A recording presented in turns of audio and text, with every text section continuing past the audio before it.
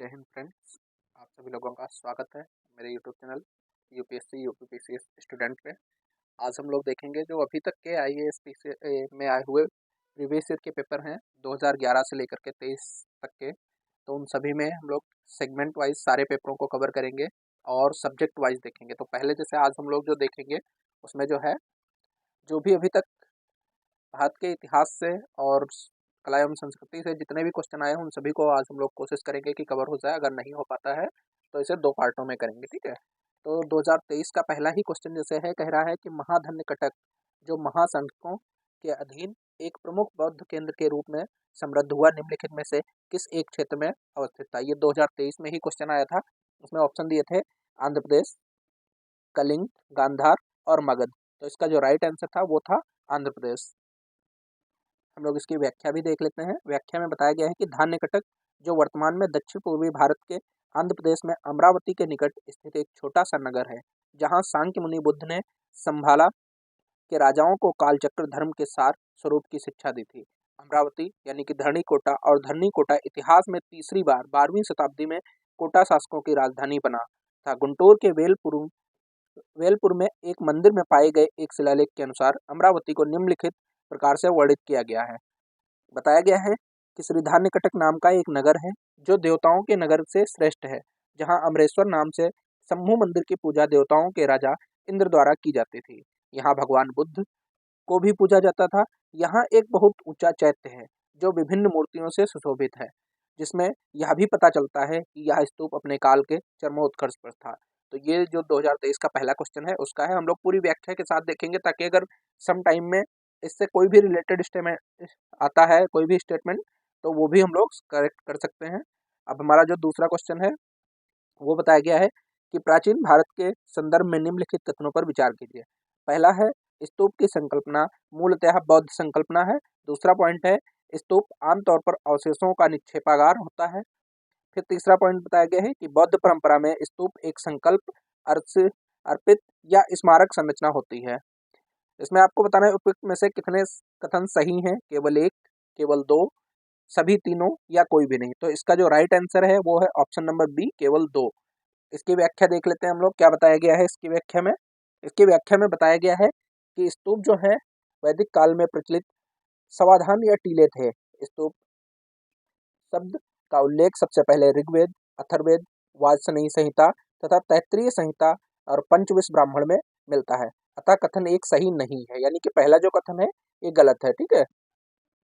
दूसरा पॉइंट बताया गया है ऋग्वेद में वन में देवता वरुण द्वारा बनाए गए स्तूप का उल्लेख मिलता है, जिसकी कोई नींव आधार नहीं होती। ऋग्वेद में स्तुका शब्द का उपयोग भी इसी अर्थ में किया गया है। वस्तुतः उस समय भूमि पर निर्मित ढेर टीले को स्तूप के नाम से जाना जाता था। तीसरा पॉइंट जो है उसकी व्याख्या के बारे में बताया गया है कि सामान्यतः यह अवशेषों का निक्षेपागार था, जिसमें मृतकों के अवशेष एवं राख को रखा जाता था। वैदिक परंपरा के स्तूपों को बौद्धों के द्वारा लोकप्रिय बनाया गया। अतः कथन जो दूसरा था वो बिल्कुल सही है। तीसरा बताया गया है कि अवदान, शतक तथा महावदान एवं स्तूपदान जैसे बौद्ध ग्रंथों में से स्तूपों के स्मारक पहलुओं का उल्लेख किया गया था। यहाँ तक कि राया पसयनया सुत्त जैसे जैन साहित्य ने भी इसका उल्लेख मिलता है। मोक्ष प्राप्ति के उद्देश्य से भगवान की पूजा करने की सामान्य जन की गहरी आस्था के परिणाम स्वरूप स्तूप ने आगे चलकर अपना संकल्प अर्पित संरचना स्वरूप प्राप्त किया। अतः कथन तीसरा भी सही है, यानी कि इसमें जो ये दो कथन बताए गए थे उसमें पहला वाला बिल्कुल गलत है, दूसरा और तीसरा ये सही है। फिर अगला क्वेश्चन हम लोग देख लेते हैं। अगला क्वेश्चन है हमारा निम्नलिखित कथनों पर विचार करना है। जैसे एक तरफ स्थल दिया है, दूसरा तरफ दिया गया है उसके किस लिए जाने जाते थे। जैसे बेसनगर है तो उसके सामने दिया गया है शिव गुफा मंदिर था, जो भांजा है वो बौद्ध गुफा मंदिर था, या सिप्तन वासल जो है जैन गुफा मंदिर था। इसमें भी आपको बताना है उपयुक्त में से कितने युग्म सही सुमेलित हैं। तो इसका जो राइट आंसर है केवल दो युग्म सही सुमेलित है। अब इसकी व्याख्या में कौन कौन से सही सुमेलित बताए गए हैं वो भी हम लोग देख लेते हैं। जैसे कि बताया गया है हेलियोडोरस स्तंभ एक प्रस्तर स्तंभ है जिसे लगभग 113 ईसा पूर्व मध्य भारत के बेसनगर यानी कि विदिशा जो मध्य प्रदेश के पास में स्थापित किया गया था।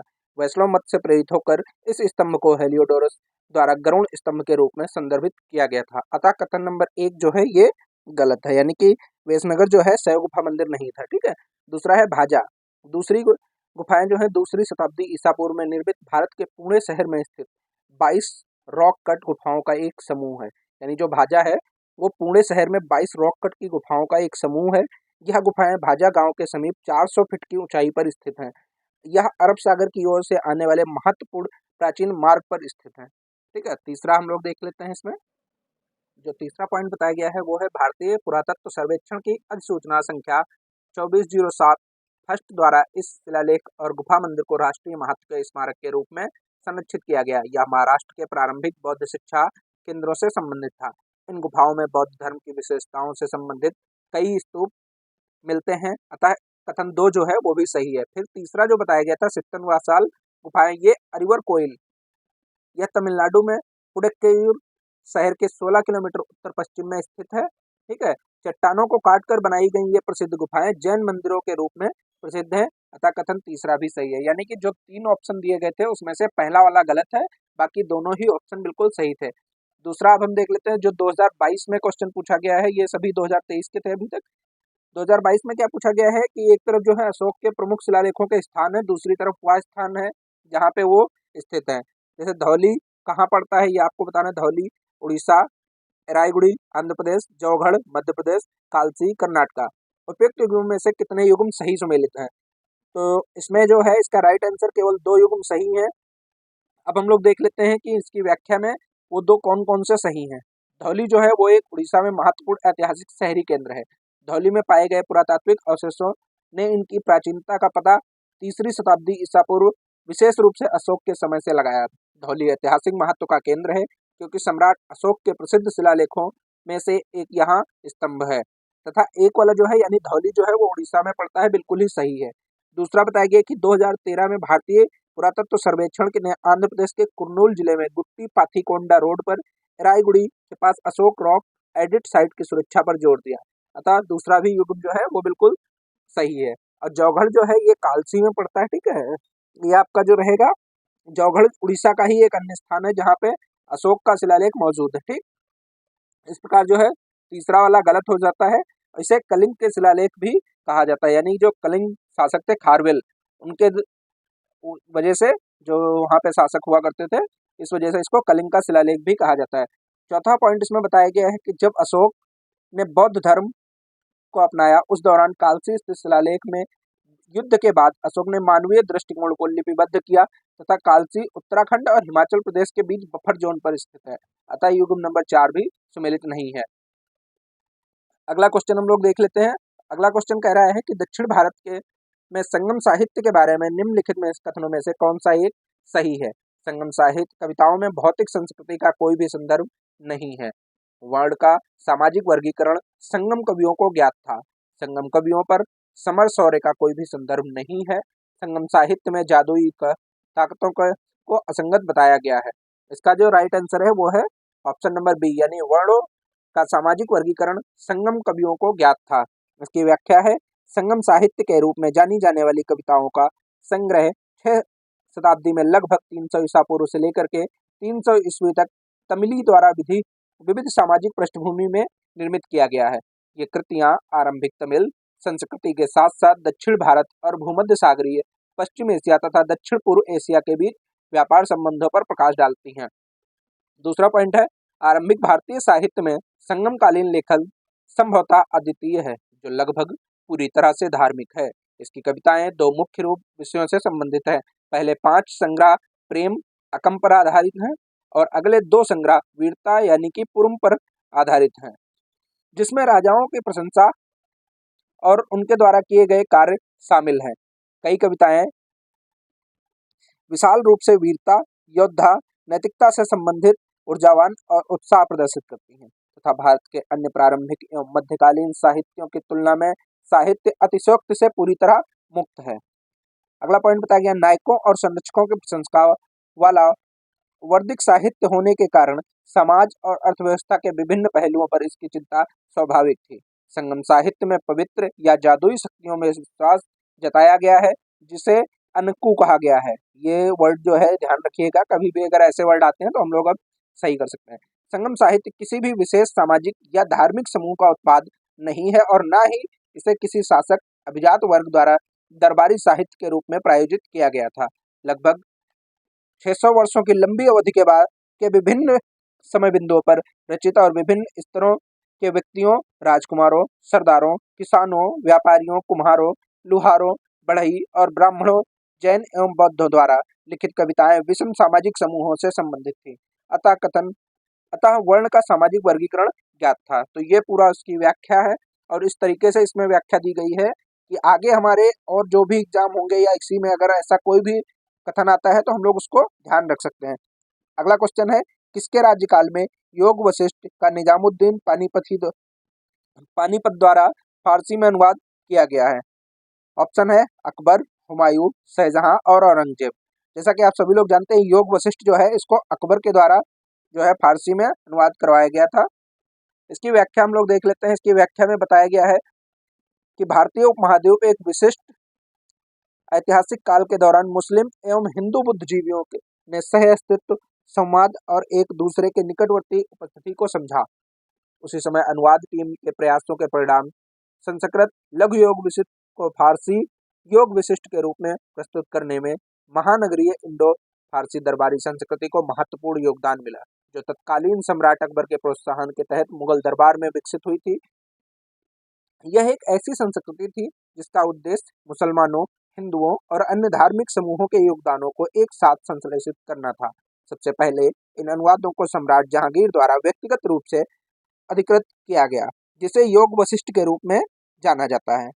इसे 1597 ईस्वी में 3 सहयोगी अनुवादकों की टीम द्वारा पूरा किया गया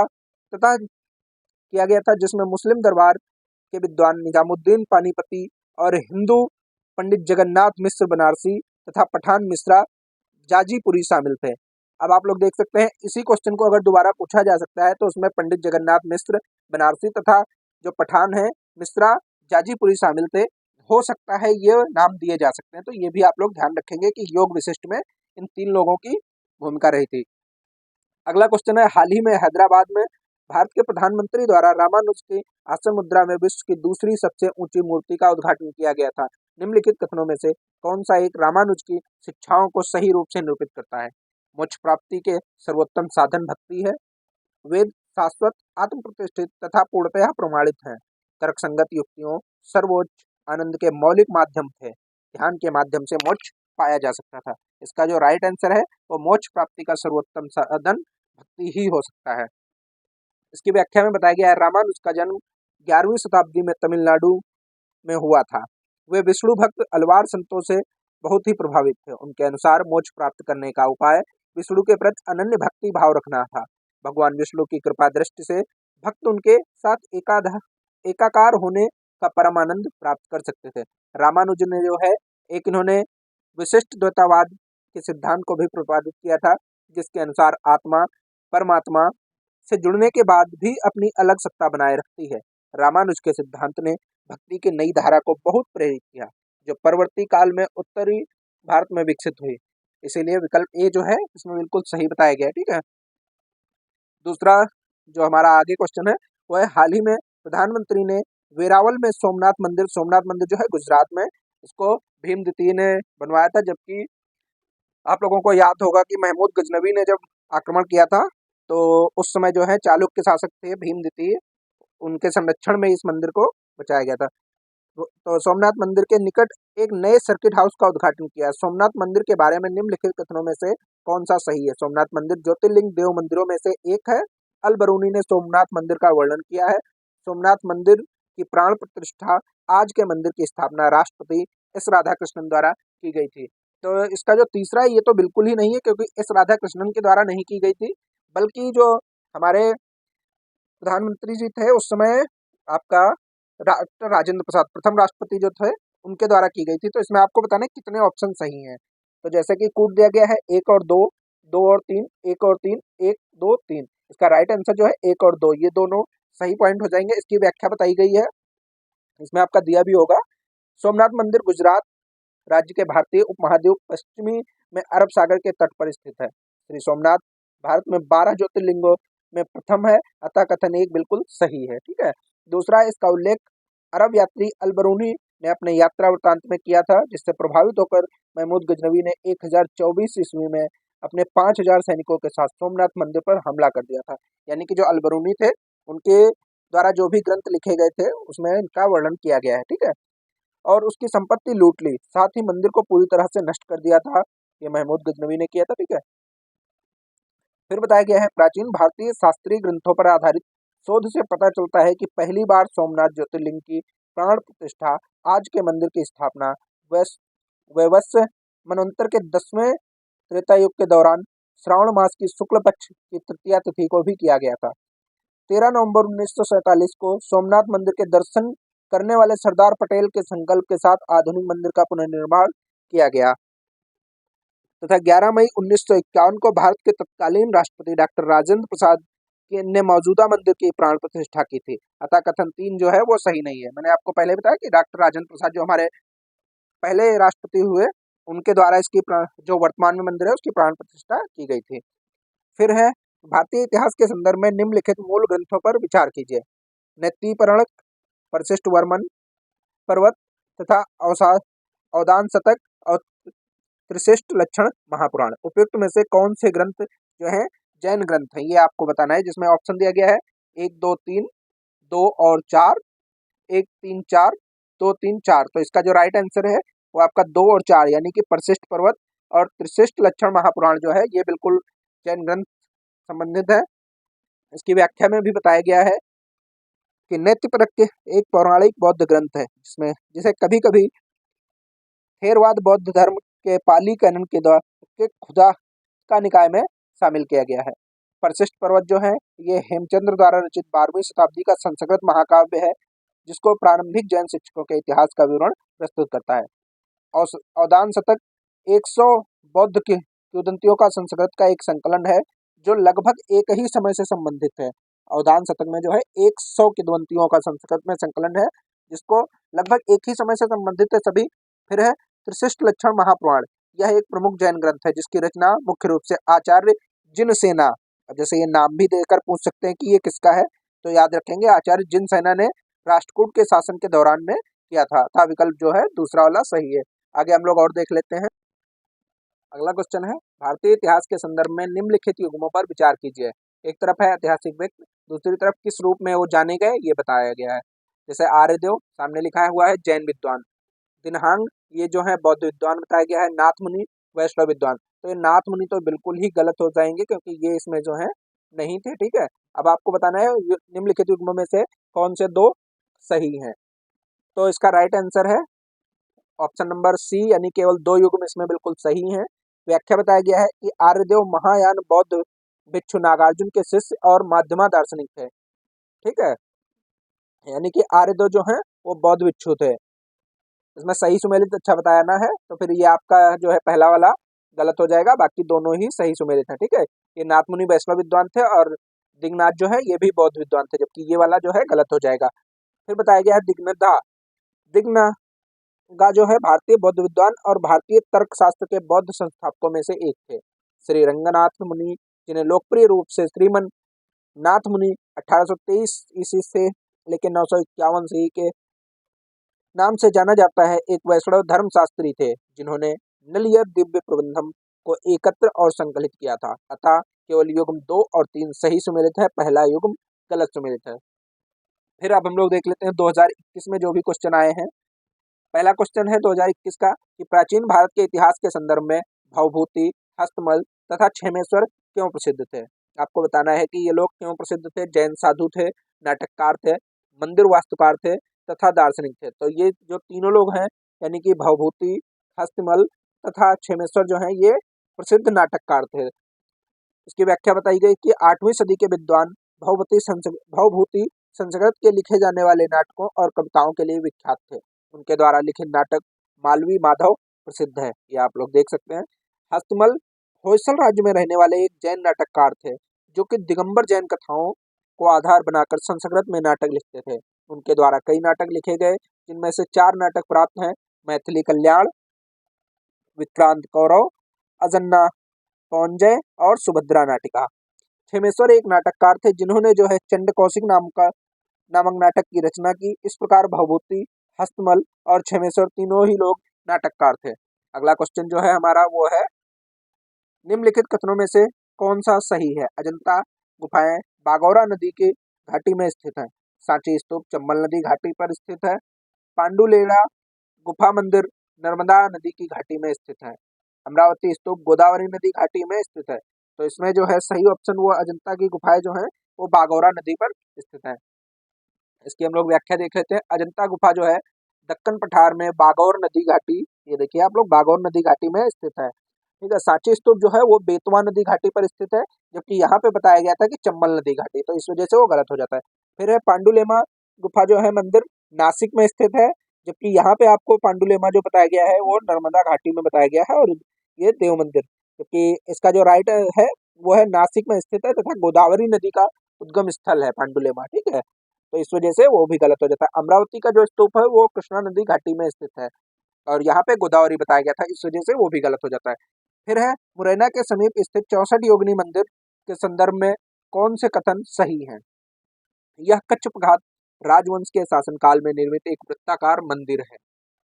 यह भारत में निर्मित एकमात्र वृत्ताकार मंदिर है। तीसरा है, इसका उद्देश्य इस क्षेत्र में वैष्णव पूजा पद्धति को प्रोत्साहन देना था। इसको डिजाइन का यह लोकप्रिय धारणा बनी कि यह भारतीय संसद भवन के लिए प्रेरणा स्रोत रहा। तो इसका जो राइट आंसर है वो है, ये कच्छप घाट जो राजवंश के शासनकाल में निर्मित एक वृत्ताकार मंदिर है। और चौथा ऑप्शन जो है, इसके डिजाइन से यह लोकप्रिय धारणा बनी कि यह भारतीय संसद भवन के लिए प्रेरणा का स्रोत रहा। ठीक है। और इसमें आप लोग एक चीज और ध्यान रखें कि जैसे ये आप स्टेटमेंट देख रहे हैं कि यह भारत में निर्मित एकमात्र वृत्ताकार मंदिर है, तो ये जो होते हैं ये स्ट्रीम वर्ड होते हैं, यानी कि जहाँ पे भी ऐसे कुछ वर्ड मिलते हैं वो आप लोगों का आंसर बहुत ही रेयरली बनेंगे, बाकी वो गलत ही माने जाते हैं। तो जैसे ये आप लोग देख रहे हैं एकमात्र मंदिर, ऐसा नहीं हो सकता, और भी मंदिर हो सकते हैं। फिर इसकी व्याख्या जैसे बताई गई है कि मियावली गांव मुरैना यानी कि मध्य प्रदेश में स्थित 64 योगिनी मंदिर का निर्माण जो है 1323 ईस्वी में कच्छपघात राजा देवपाल के द्वारा करवाया गया था। फिर है, हीरापुर भुवनेश्वर स्थित 64 योगिनी मंदिर भी वृत्ताकार है। देख सकते हैं आप लोग कि मतलब हीरापुर के में और भुवनेश्वर में स्थित जो 64 योगिनी मंदिर है वो भी वृत्ताकार है, जबकि वहां पे बताया गया है कि यह एकमात्र वृत्ताकार मंदिर है, इसलिए वो गलत हो जाता है। अगला है, 64 योगिनी मंदिर देवी पार्वती का मंदिर है तथा तंत्र और शिव पूजा के पद्धति को बढ़ावा देते हैं।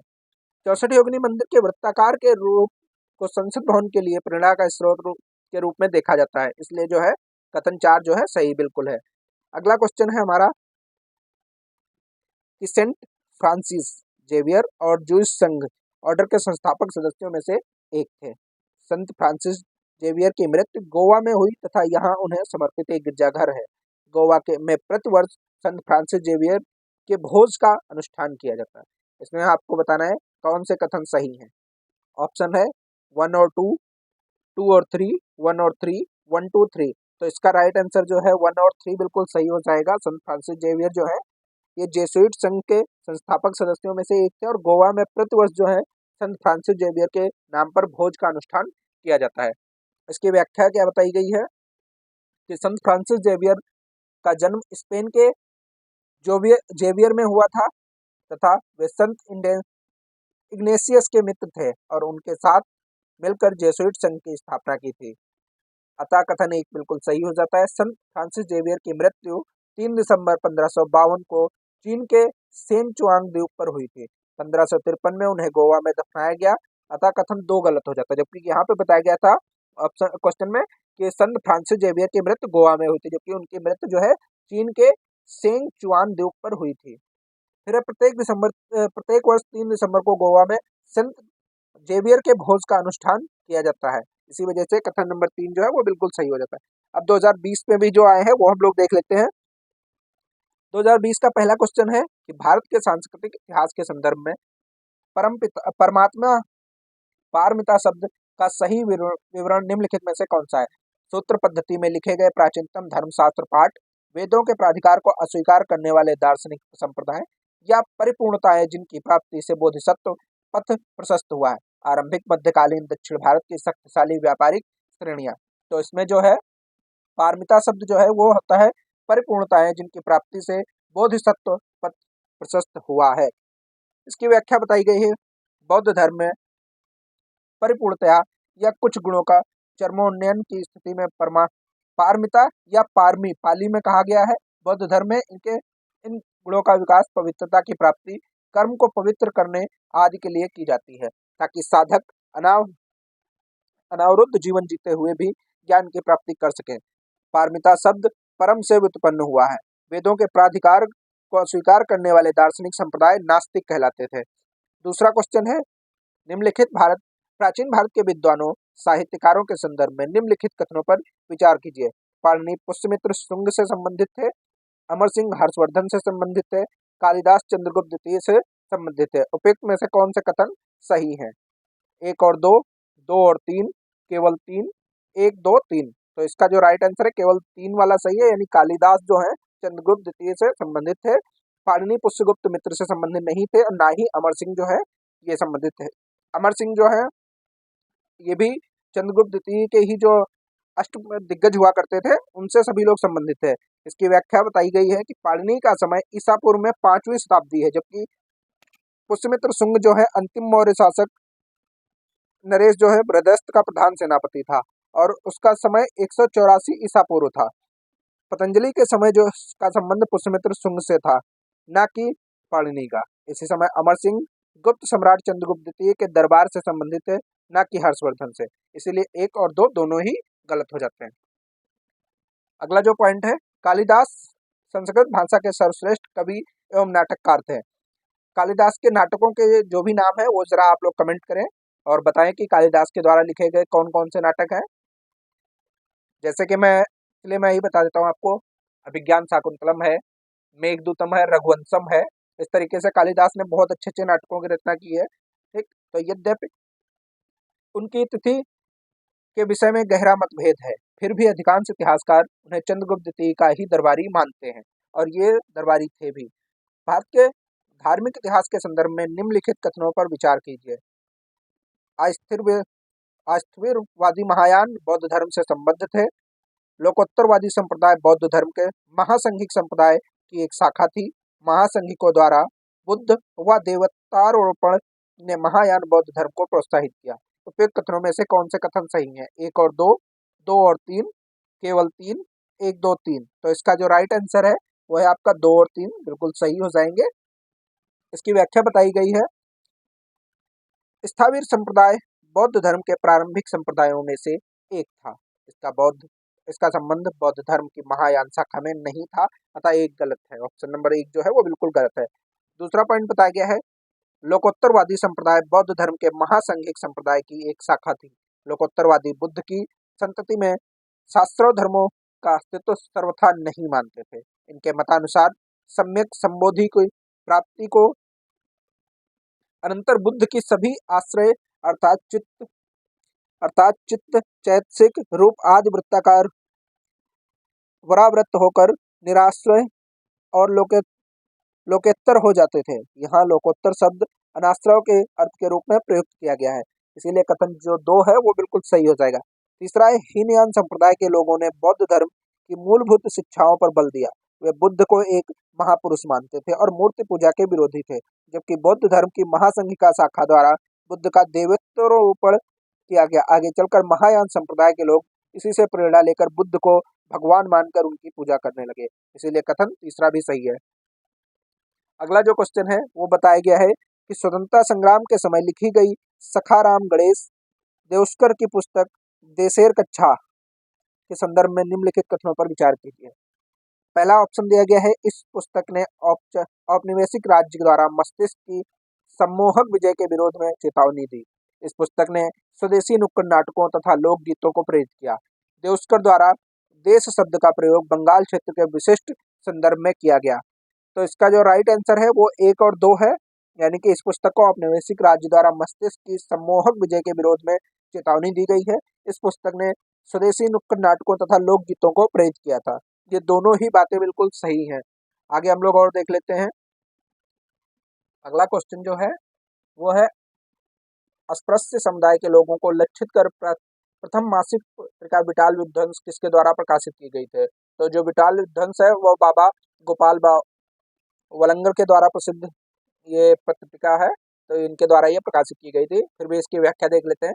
अस्पृश्य समुदाय के लोगों को लक्षित कर प्रथम मासिक पत्रिका विटाल विध्वंसक गोपाल बाबा वालंगर द्वारा प्रकाशित की गई थी। बुटाल विध्वंसक का अर्थ होता है ब्राह्मणिक प्रदूषण का विध्वंसक। गोपाल बाबा वालंगर जो कि 1840 से लेकर 1900 तक एक समाज सुधारक थे। उनका जन्म महाराष्ट्र के महार जाति के परिवार में हुआ था और वे ज्योतिबा राव फूले के समकालीन थे। उन्होंने अछूत लोगों के उद्धार के लिए अनेक कार्य किए। अगला जो क्वेश्चन है वो है भारत के सांस्कृतिक इतिहास के संदर्भ में निम्नलिखित युग्मों पर विचार कीजिए। जैसे परिव्राजक जो होता है बताया गया है उसका अर्थ परित्यागी व भ्रमणकारी होता है। भ्रमण का अर्थ जो बताया गया है उच्च पद प्राप्त पुजारी होता है। उपासक जो होता है बौद्ध धर्म का साधारण अनुयायी होता है। उपयुक्त युग्मों में से कौन से युग्म सही सुमेलित है? तो इसमें जो है 1 और 3 बिल्कुल सही सुमेलित है। इसकी व्याख्या देख लेते हैं हम लोग। परिव्राजक क्या होता है? सन्यासी या भ्रमणकारी। व्याख्या बताई गई है परिव्राजक शब्द मानस पटल पर कई दृश्य उपस्थित कर सकता है क्योंकि परिजन कई कारणों से होता है। सामाजिक परिप्रेक्ष्य में यह एक साधारण स्थानांतरण है। आर्थिक और धार्मिक परिप्रेक्ष्य में भी विज्ञार्जन हेतु अथवा आश्रमावस्था का पालन करते हेतु संन्यास लिया जाता है, परंतु इसका एक मानसिक कारण भी होता है जिसे सहज आकर्षण कहा जा सकता है। श्रमण किसे कहते हैं? श्रमण परंपरा भारत में प्राचीन काल से जैन, बौद्ध तथा कुछ अन्य पंथों में पाई जाती है। जैन भिक्षु या जैन साधु को श्रमण कहते थे। उपासक कौन होते हैं? बौद्ध धर्म के अनुयायियों को उपासक और उपासिका कहते हैं। पुरुष अनुयायियों को उपासक और महिला अनुयायियों को उपासिका कहा जाता है। बौद्ध धर्म में उनके अनुयायियों को 2 प्रकार हैं जो कि भिक्खु और भिक्खुनी और उपासक और उपासिका। ये हम लोगों ने 2023 से लेकर 2020 तक के सभी क्वेश्चन को देख लिया है हिस्ट्री के। अब जो है 2019 के क्वेश्चन हम लोग देख लेते हैं। पहला क्वेश्चन है निम्नलिखित पर विचार कीजिए। बुद्ध में देवत्वारोपण था, बोधिसत्व के पथ पर चलना, मूर्ति उपासना तथा अनुष्ठान। उपयुक्त में से कौन कौन सी विशेषताएं महायान बौद्ध यान की हैं? तो इसमें जो है इसका राइट आंसर है 1, 2, तीनों ही ये बातें जो है महायान बौद्ध मत की हैं। इसकी व्याख्या बताई गई है महायान बौद्ध धर्म की एक शाखा थी जिसमें बुद्ध का देवता के रूप में स्थापित किया गया था। साथ ही मूर्ति पूजा तथा अनुष्ठानों को भी मान्यता है। इसके अतिरिक्त इसमें बोधिसत्व के पथ पर चलने की भी बात है। महायान गुणों के स्थानांतरण को भी मान्यता देता है। फिर कुछ और बताया गया है इंपॉर्टेंट नोट में कि महायान एक आदर्श बोधिसत्व है। बोधिसत्व यानी करुणा में माने गए हैं जो समस्त प्राणियों को प्रबोध के मार्ग पर चलने में सहायता करने के लिए स्वयं की निर्वाण प्राप्ति विलंबित करते हैं। ये मानव अथवा पशु किसी रूप में भी हो सकते हैं। महायान का आदर्श बोधिसत्व अवलोकितेश्वर तथा था जिसे पद्म प्राणी भी कहा जाता था। अमिताभ मंजूनाथ इसके अलावा वज्र प्राणी मैत्रेय भावी आदि भी बोधिसत्व थे। अगला क्वेश्चन जो है वो है किसके राज्य में कल्याण मंडप की रचना मंदिर निर्माण की एक विशिष्ट अभिलक्षण थी? चालुक्य, चंदेल, राष्ट्रकूट और विजयनगर। तो ये जो विजयनगर है इसके समय में कल्याण मंडपम जो है ये बहुत ही चर्चा का विषय रहता है। कल्याण मंडपम की रचना विजयनगर साम्राज्य की मंदिर निर्माण की शैली का विशिष्ट अभिलक्षण है जिसमें देवी विवाहों का आयोजन किया जाता था। ठीक है, तो उसी को हम लोग कल्याण मंडपम जानते हैं। फिर है अगला क्वेश्चन निम्नलिखित युग्मों पर विचार कीजिए। प्रसिद्ध स्थान और नदी। पंडारपुर, चंद्रभागा, तिरुचिरापल्ली, कावेरी, हम्पी, मालप्रभा। उपयुक्त में से कौन कौन से युग्म सही सुमेलित हैं? तो इसमें जो पंडारपुर है ये चंद्रभागा बिल्कुल सही है, ये महाराष्ट्र में पड़ता है। दूसरा जो है तिरुचिरापल्ली ये भी सही है कावेरी नदी के पास। इसकी जो व्याख्या है वो हम लोग देख लेते हैं। पंढरपुर महाराष्ट्र राज्य के सोलापुर के निकट स्थित एक धार्मिक स्थान है जो चंद्रभागा नदी के किनारे स्थित है। पंढरपुर विठल स्वामी के मंदिर के लिए अत्यंत ही प्रसिद्ध है। तिरुचिरापल्ली जो कि तमिलनाडु में एक कावेरी नदी के किनारे एक प्रसिद्ध स्थान है। इसका उल्लेख संगम साहित्य में भी मिलता है। श्रीरंगम और उरैयूर नामक संगमकालीन स्थल स्थित है। इसी जिले में वही हम्पी कर्नाटक में तुंगभद्रा नदी के किनारे स्थित एक प्राचीन व प्रसिद्ध स्थान है। पूर्व में यह विजयनगर साम्राज्य की राजधानी भी रह चुका है, इसीलिए ऑप्शन नंबर 1 सही। अब 2018 में जो आए क्वेश्चन उन्हें भी हम लोग देख लेते हैं। 2018 का पहला क्वेश्चन था हिस्ट्री का कि प्रसिद्ध चित्र बड़ी ठड़ी किस शैली का है? तो बड़ी ठड़ी जो है यह आपका किशनगढ़ शैली का चित्र होता है। इसका क्या अर्थ होता है? बड़ी ठड़ी एक भारतीय चित्रकला है जो कि किशनगढ़ शैली से संबंधित है। यह पेंटिंग चित्रकार निहाल चंद ने बनाई थी। बड़ी ठड़ी को भारतीय मोनालिसा कहा जाता है। बड़ी ठड़ी किशनगढ़ रियासत के तत्कालीन राजा सामंत सिंह की प्रेमिका तथा उच्च कोटि की कवित्री थी। तो ये बड़ी ठड़ी जो है एक बहुत ही अच्छी पेंटिंग है और इसे आप लोग जरूर देखिएगा, बहुत ही अच्छा लगता है। जैसे कि वर्ल्ड हिस्ट्री में आप लोग देखते हैं मोनालिसा की जो कृति है तैल चित्रों की बनी हुई होती है, ऑयल पेंट्स, उसी के तरीके से ये भी है और इसको भी माना जाता है कि ये भारतीय मोनालिसा है। ठीक है। अगला क्वेश्चन है, भारत के सांस्कृतिक इतिहास के संदर्भ में निम्नलिखित कथनों पर विचार कीजिए। त्यागराज की अधिकांश कृतियां भगवान कृष्ण की स्तुति के भक्ति गीत हैं। त्यागराज ने अनेक नए रागों का सृजन किया। अन्नमाचार्य और त्यागराज समकालीन थे। अन्नमाचार्य कीर्तन भगवान वेंकटेश्वर की स्तुति के भक्ति गीत गाते थे। अब इसका जो राइट आंसर है वो आपका है 2 और 4। ठीक है। अब इसमें एक पॉइंट और आप लोग देखिए कि जैसे कहीं भी अगर रहता है किसी भी दो लोगों की समकालीन की अगर तुलना की जाती है तो वो ऑप्शन भी अधिकांशतः गलत माना जाता है, क्योंकि ऐसी जब तुलनाएं इतिहास में की जाती हैं तो वो अधिकांशतः गलत ही होती हैं। अन्नमाचार्य जैसे बताया गया, अन्नमाचार्य और त्यागराज समकालीन थे, तो ये ऑप्शन इसमें नहीं हो सकता है सही। ठीक है। फिर त्यागराज की अधिकांश कृतियां भगवान कृष्ण की स्तुति के भक्ति गीत थे, तो ये हम लोग व्याख्या में अभी देख लेंगे। इसकी व्याख्या बताई गई है, त्यागराज का जन्म 1767 में तमिलनाडु के तंजावुर जिले में हुआ था। कर्नाटक संगीत के महान ज्ञाता तथा भक्ति मार्ग के कवि थे। उन्होंने भगवान श्री राम को समर्पित भक्ति गीतों की रचना की थी तथा अनेक कृतियां, करीब 600 से अधिक कृतियों की रचना की तथा रागों का भी सृजन किया। अन्नमाचार्य एक तेलुगु संत कवि थे और कर्नाटक संगीत के रचयिता थे। उनका जन्म 1408 ईस्वी तथा मृत्यु जो है 1508 ईस्वी में। अब यहाँ पे आप लोग देख सकते हैं कि जो अन्नमाचार्य हैं ये 14वीं यानी कि 1408 में इनका जन्म हुआ और 1503 में इनकी मृत्यु हो गई, जबकि त्यागराज का जन्म ही 1767 में हो रहा है, तो फिर ये लोग समकालीन कैसे हो जाएंगे। ठीक है, इसीलिए वो ऑप्शन गलत है। वे दक्षिण भारत के पहले संगीतज्ञ थे जिन्होंने संकीर्तन की रचना की। उन्होंने तिरुमाला 7 पर्वतों के देवता भगवान वेंकटेश्वर की स्तुति में अनेक भजनों की रचना की। अतः कथन 1 और 3 बिल्कुल सही नहीं है, जबकि 2 और 4 सही है। अगला जो क्वेश्चन है वो है, भारत की धार्मिक प्रथाओं के संदर्भ में स्थानकवासी संप्रदाय का संबंध किससे था? बौद्ध मत, जैन मत, वैष्णव मत और शैव मत। तो जो जैन मत है इसमें स्थानकवासी का हम लोगों को जिक्र मिलता है, इसलिए ये बिल्कुल सही हो जाएगा। आगे हम लोग इसकी व्याख्या देख लेते हैं।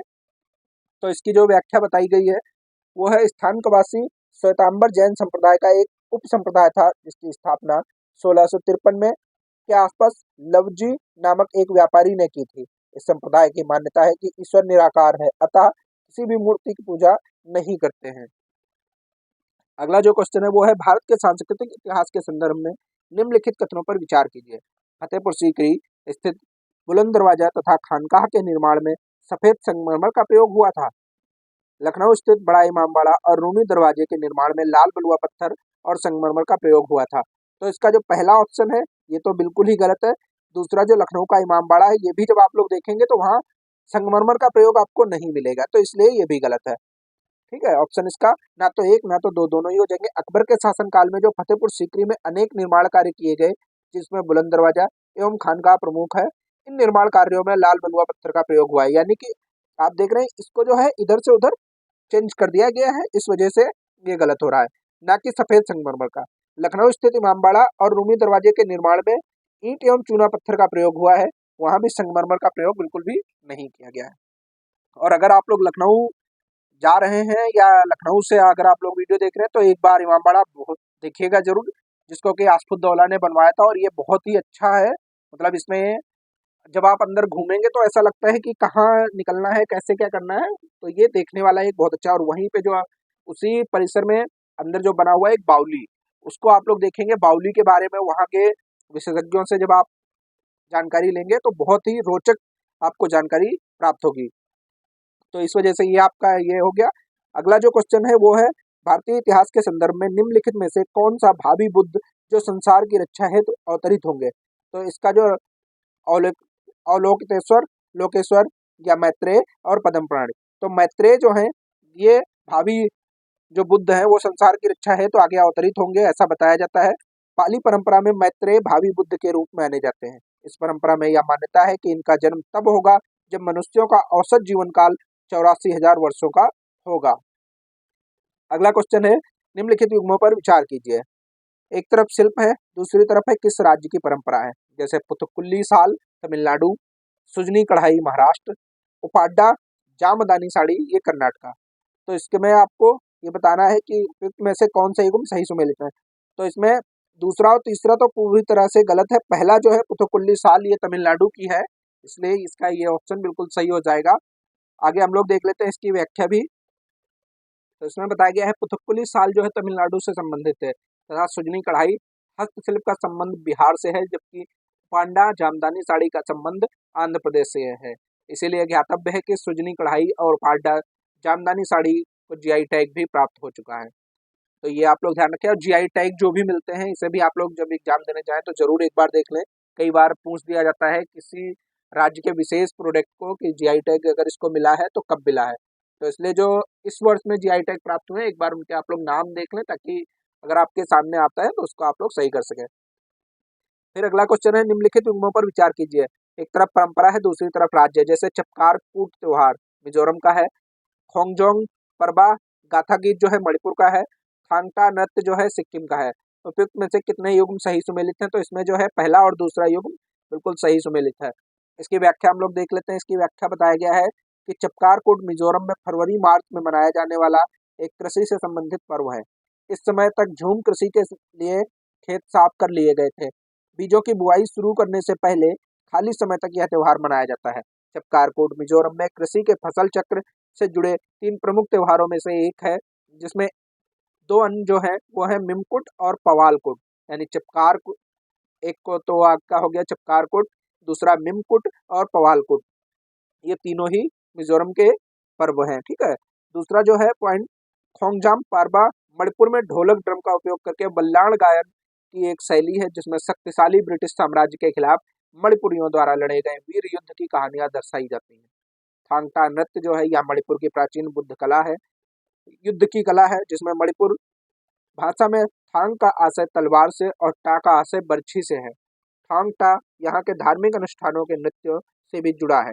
मणिपुर की थांग टा युद्ध कला मणिपुर की अति प्राचीन मार्शल आर्ट यानी हुएन लल्लोंग का ही परिष्कृत रूप है तथा इसका प्रचलन मणिपुर के मैत्री समुदाय के से ज्यादा है।